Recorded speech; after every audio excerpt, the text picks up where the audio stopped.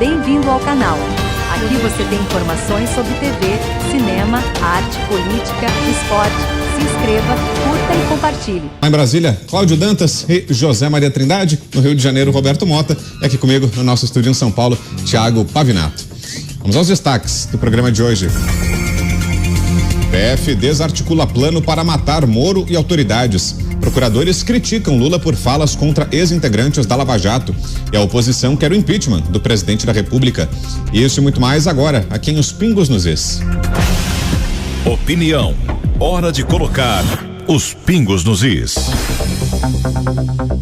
A Polícia Federal deflagrou na manhã desta quarta-feira uma operação contra membros do PCC que tinha planos de matar servidores públicos e autoridades como o senador Sérgio Moro.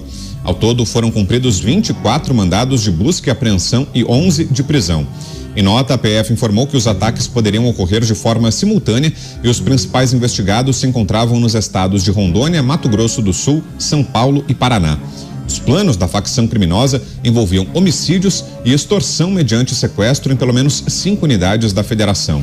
De acordo com informações preliminares da polícia, os criminosos alugaram chácaras, casas e até um escritório ao lado de endereços de Moro. Em um desses locais, um esconderijo em uma parede falsa foi descoberta. A família do senador também estaria sendo monitorada por meses. Os ataques contra autoridades inicialmente são vistos como uma tentativa de retaliação à remoção de 22 lideranças do PCC para o sistema penitenciário federal, que ocorreu em 2019.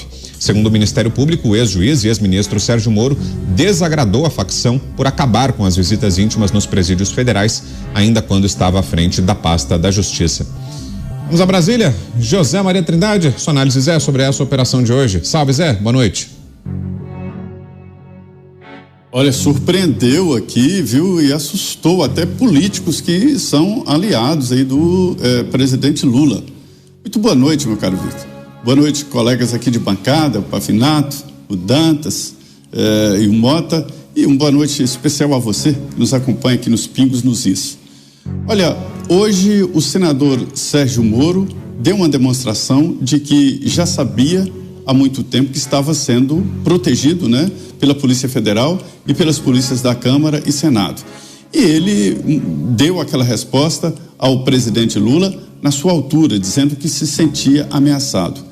E nos comentários de ontem aqui eu disse, a partir de hoje, o que acontecer com o Sérgio Moro será culpa de Lula. Veja bem, um mandante de um crime não é só aquele que fala vai lá e mata e paga, não.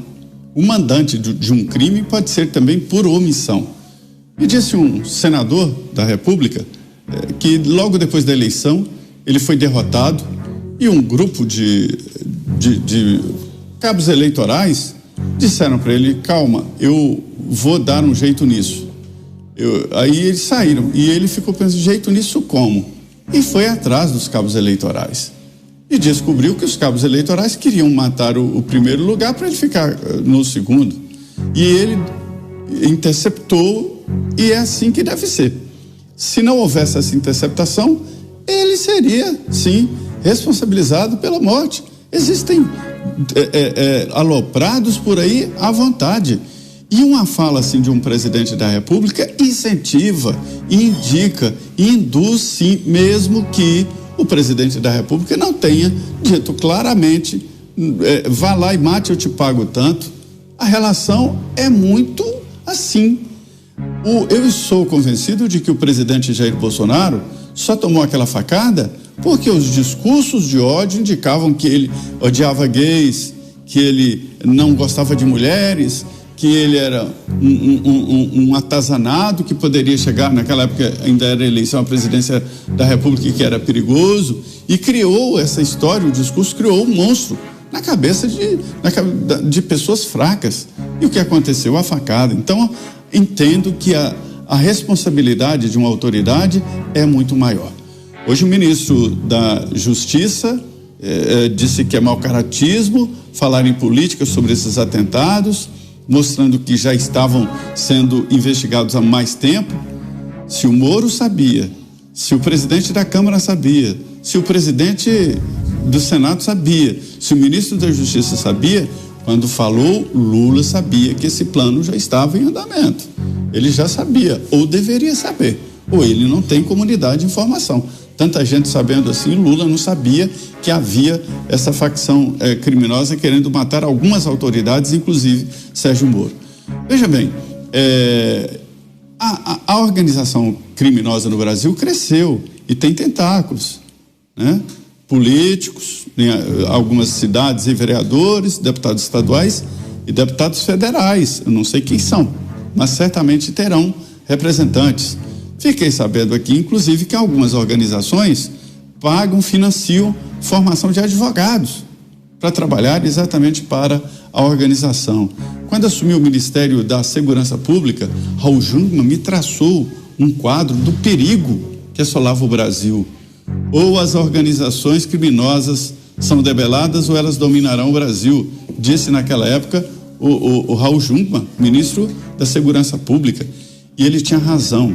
Por isso que na época o governo fez um grande trabalho exatamente nas penitenciárias. E logo depois o próprio Sérgio Moro fez isso. Ele, no governo do ex-presidente Jair Bolsonaro, transferiu lideranças perigosas, articuladas, fez uma modificação e tentou o difícil caminho de dominar os presídios brasileiros. Portanto, essa operação de hoje da Polícia Federal assustou muita gente aqui e haverá reação do Congresso, viu? Através de leis ou mesmo a possibilidade de uma CPI para investigar quem comanda essas organizações criminosas. Já houve algo parecido aqui. Olha, foi justamente no Congresso a resposta do senador Sérgio Moro a essa operação de hoje. Moro fez um discurso no plenário do Senado, reagiu aos planos do PCC para matá-lo e afirmou que nem ele, nem o Congresso podem se render. Desconheço, na história da República, um planejamento de organizações criminosas dessa natureza contra promotor do caso, que investiga o PCC, mas especialmente contra um senador da República. E a minha avaliação em relação ao crime organizado, ou nós os enfrentamos, ou quem vai pagar vão ser não só as autoridades, mas igualmente a sociedade.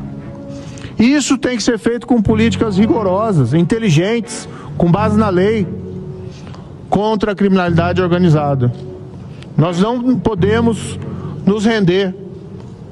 Tive o apoio da minha esposa, deputada federal Rosângela Moro, que ora nos acompanha nesse evento, também ameaçada, simplesmente porque nós cumprimos o nosso dever com o país durante todo esse tempo, como juiz, depois como ministro, e ela sempre apoiando aqui as minhas iniciativas. Nós não podemos retroceder, presidente. Moro ainda pediu apoio a uma medida que apresentou hoje para defender autoridades. Tomei a liberdade de resgatar um projeto que eu já tinha faz tempo, da época do Ministério da Justiça, e retomar esse cargo, mandato de senador, me permitiu que eu reaproveitasse esse projeto e protocolei hoje e solicitaria aqui humildemente o exame pelos meus pares e possivelmente nós pudéssemos aprová-lo rapidamente, que é um projeto muito simples. Tive a oportunidade de mostrá-lo a Vossa Excelência anteriormente e discutir com outras autoridades da República, que prevê a criminalização de um planejamento para a prática de atentados contra autoridades. Que nós temos hoje um quadro no qual se fez todo esse planejamento e muitas vezes a polícia fica tolhida de tomar qualquer ação antes que se inicie a tentativa da prática do crime, que coloca em risco as autoridades. Sua análise agora, Cláudio Dantas, que achou da resposta dessa proposta apresentada pelo senador na esteira da operação de hoje. Dantas, boa noite. Boa noite, Brown, boa noite, Mota, boa noite, Trindade e Pavinato, e boa noite à nossa audiência, sempre impecável aí, participando e nos acompanhando todo dia. Olha, a reação do Moro foi serena, mas dura e construtiva. Eu acho que o projeto, ele traz para o debate um tema absolutamente necessário. A gente ouve, de fato, né, de muitos investigadores, pessoal do Ministério Público, pessoal da Polícia Federal, essa dificuldade de você conseguir fazer um enquadramento de um crime quando ele está no seu planejamento. E, nesse caso, crimes contra autoridades, né? A gente tem aí crimes graves, sequestro, assassinato, coisas que podem acontecer com qualquer um.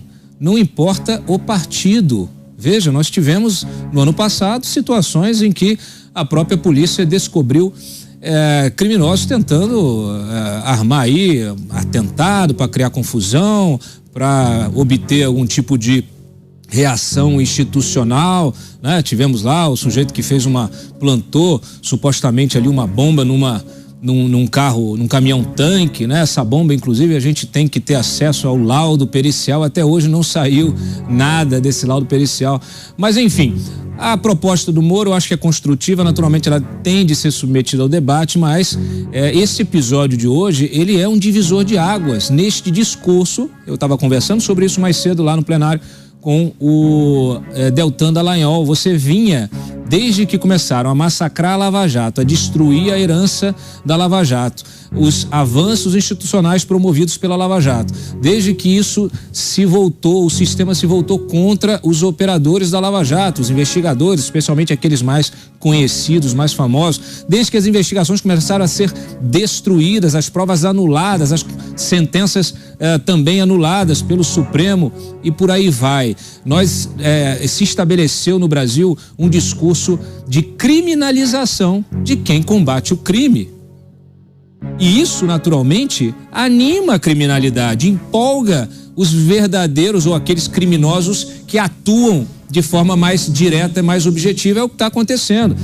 Eu chamo a atenção para essa investigação porque ela começou, os indícios desse plano surgiram ainda na eleição, em outubro. Então significa que nós tínhamos um crime que estava sendo planejado contra o Sérgio Moro, candidato, um crime com objetivo político. Thiago Pavinato, suas impressões sobre esse caso. Pavi, boa noite. Boa noite, audiência, Mota, Dantas, Trindade, Brown.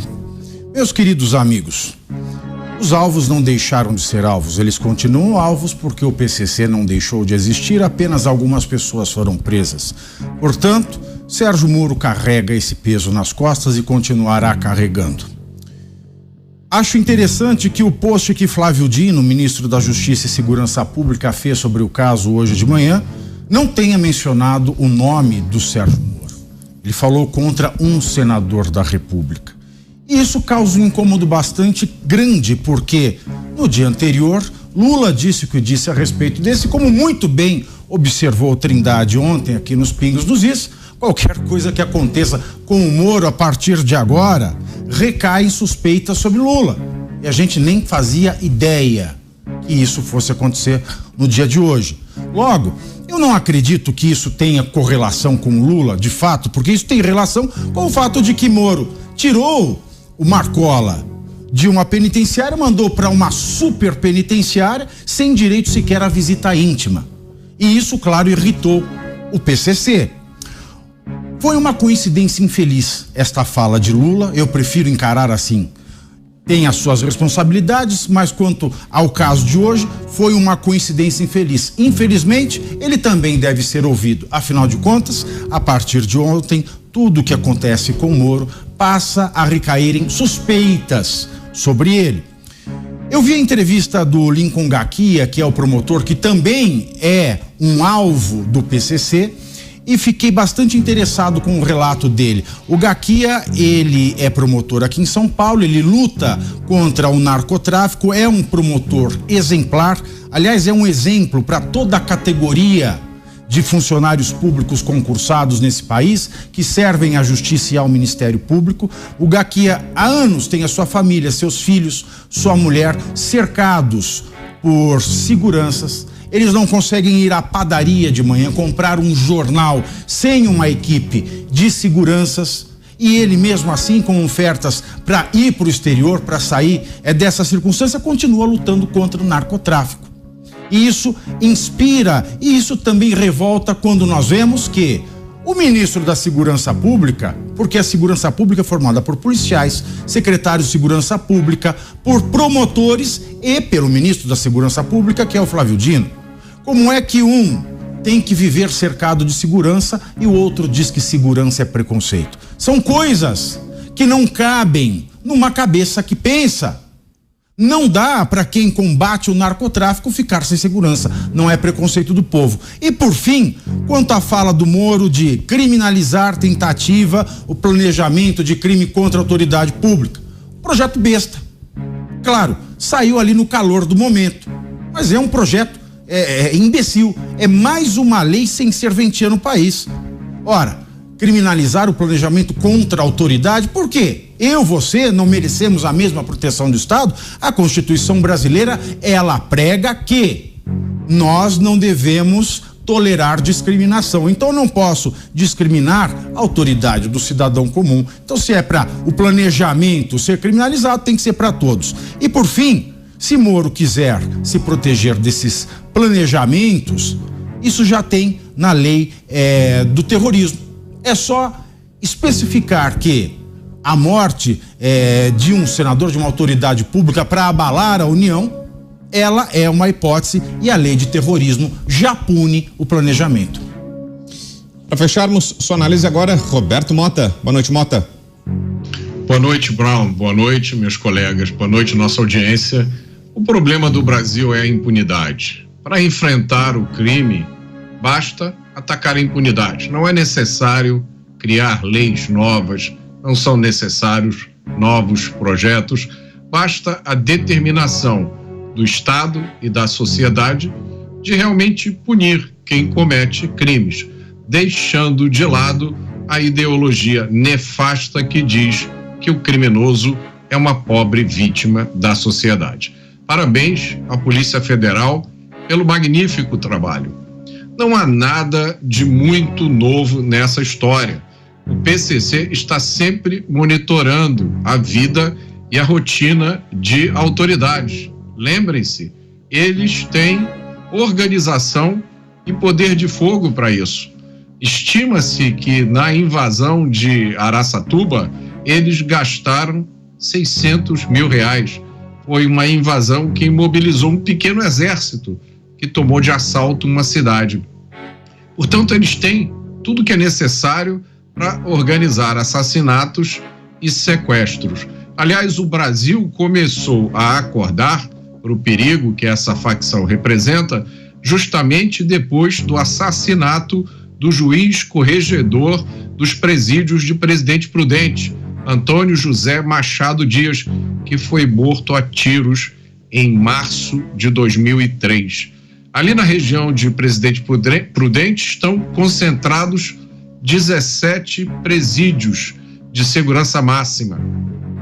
Parece que a família do ex-juiz e senador Sérgio Moro estava sendo monitorada já desde janeiro por integrantes do PCC. Um dos outros alvos era o promotor de justiça Lincoln Gaquia.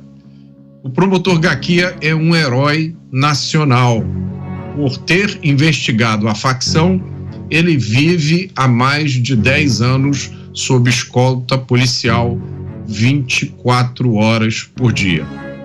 É preciso que todos se lembrem disso, se lembrem de toda essa história quando escutarem de novo a defesa da legalização das drogas.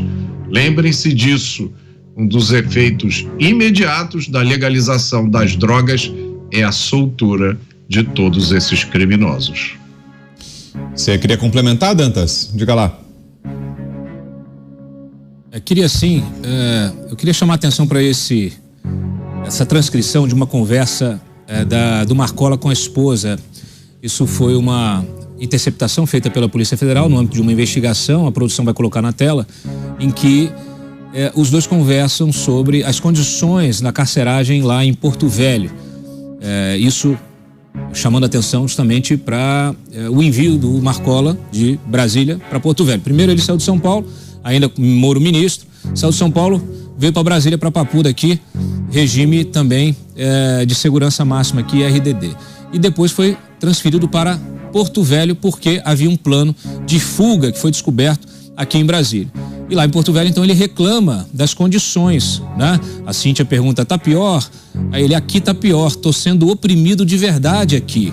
Aí ela pergunta, então, você vai ficar aí provavelmente até a eleição, trocou o governo, você volta. Por quê? Quem te transferiu fazia parte do governador lá. Aí o ministro da Justiça saiu, entrou ele, enfim, a conversa vai. Aí ele fala, entendi. Aí ela reafirma essa coisa de passando as eleições, volta para Brasília. E aí ela pergunta, ficou pior então? Aí o Marcola relata, os caras tiraram todo mundo do pavilhão e deixaram só eu, sozinho. Eu tô sozinho, entendeu? Eu não tô em RDD, eu tô no pavilhão normal sozinho. Tiraram 50 caras e deixaram sozinho, entendeu? É isso. Aí isso mostra o seguinte, mostra a situação que naturalmente desagrada esses líderes de facção que estão acostumados a serem muito bem tratados, né, em diversos locais. Quando ele vai para um regime diferenciado desse, ele sofre, ele se sente oprimido de verdade, e aí vem essa reação. Vem a reação como a que a gente viu, né, hoje aí com essa operação, com o plano, né, que foi desbaratado por essa operação, e reação também como a que a gente está vendo no Rio Grande do Norte. Não é diferente, tá? Isso também tem a ver com um regime de visitas, restrição a visitas íntimas, etc e tal. Por quê? Porque esses criminosos querem cada vez mais direitos, regalias dentro do regime prisional. Se você quer direito igual um cidadão, você não pode cometer o crime. Você só vai para dentro do presídio porque você precisa ser afastado da sociedade, porque você violou as leis. Então não adianta você querer estabelecer esse tipo de similaridade. Agora, o que me chama a atenção é o seguinte, nós temos diversas associações, movimentos para defender esses direitos, né? E não vi ninguém se manifestar em solidariedade aí ao juiz. Cadê as associações de magistrados? Não tem aí uma tal de associação de juízes pela democracia? Cadê ninguém? Silêncio absoluto. Isso é vergonhoso. Na verdade, esse tipo de silêncio é ensurdecedor. E aí você vê uma política como a Gleisi, presidente do PT, que é o partido da situação, o partido do governo, tentando relativizar, tentando politizar a situação. Relativizar isso é também um crime, né? Então, assim, é importante a gente ficar atento a isso. Eu estou vendo ali a mobilização na Câmara e no Senado e já tem gente falando em CPI do PCC, CPI, toda hora é CPI. Gente, nós temos instrumentos também disponíveis, legislativos disponíveis, para se apurar esse tipo de coisa. Por que não pedem acesso a essas investigações para entender exatamente por que o Marcola voltou para Brasília? O Flávio Dino, ministro, disse, quando trouxe ele de volta, sem avisar ninguém, trouxe num dia, estava no outro, já estava aqui, ele, a gente descobriu um outro plano de fuga dele em Porto Velho, nunca apresentou oficialmente essas informações. Esse inquérito que corre em sigilo em relação a essa operação, a esse planejamento para a morte do Moro, também está em sigilo absoluto. As prisões que foram feitas hoje permanecem em sigilo, a gente não sabe nem quem são esses criminosos. Então, tem muita coisa que precisa ser esclarecida. O Congresso precisa realmente atuar, promover um debate e entender que esse tipo de situação não pode se repetir. Deixa eu voltar com você, Zé. Você tinha falado primeiro, você acabou não falando sobre o discurso que a gente mostrou na sequência do senador Sérgio Moro hoje na tribuna do Congresso. O que achou da reação dele e dessa proposta que ele apresentou como Pavinato? Você acha desnecessária? Pois é, olha, o discurso do Sérgio Moro foi levado a sério lá no Senado Federal, inclusive a mulher dele estava lá e todos os políticos, né? E eu concordo com o Pavinato. Eu te confesso que trabalhando que eu descobri que planejar crimes não é crime. Eu peguei um caso de um deputado que estava planejando e com provas, me deram CDs mostrando lá a reunião numa praça de alimentação de um shopping, depois gravações, planejamento de crimes. Aí a conclusão é assim, olha, isso não é crime, planejar crime não é crime. Isso precisa ser regulamentado não só contra autoridades, mas contra qualquer um. O discurso do Sérgio Moro foi contido porque ele ainda tem aquela alma de juiz, né? Não foi agressivo. O Dantas falou que ele foi sangue frio, mas é que ele ainda não pegou aquele jeito de fazer política, de jogar emoção e de falar de uma maneira muito mais firme. Mas o que eu percebi no discurso e na atenção que deram lá ao discurso é que várias pessoas me disseram que já passaram por algo parecido. O próprio procurador dizendo isso não é novidade, sempre há por aqui esse tipo de procedimento. Sérgio Moro é que transferiu Marcola. Ninguém queria recebê-lo por aqui em Brasília. Brasília tem um presídio que é um dos raros do Brasil que não é dominado pelo crime organizado. Mas me disseram que isso tem um custo, que é preciso vigilância constante, é preciso trocar de vez em quando os guardas. Tem várias técnicas, mas é muito complicado. Devo dizer também que até imóveis nas imediações da Papuda tiveram um preço de aluguel elevado exatamente porque quando o Marcola veio para cá, várias pessoas vieram para se terem uma ideia de como as organizações criminosas estão fortes no Brasil. Não saia do canal sem sua inscrição. Curta e ative o sininho para receber novos vídeos. Compartilhe e ajude-nos a bater a meta de 1000 inscritos.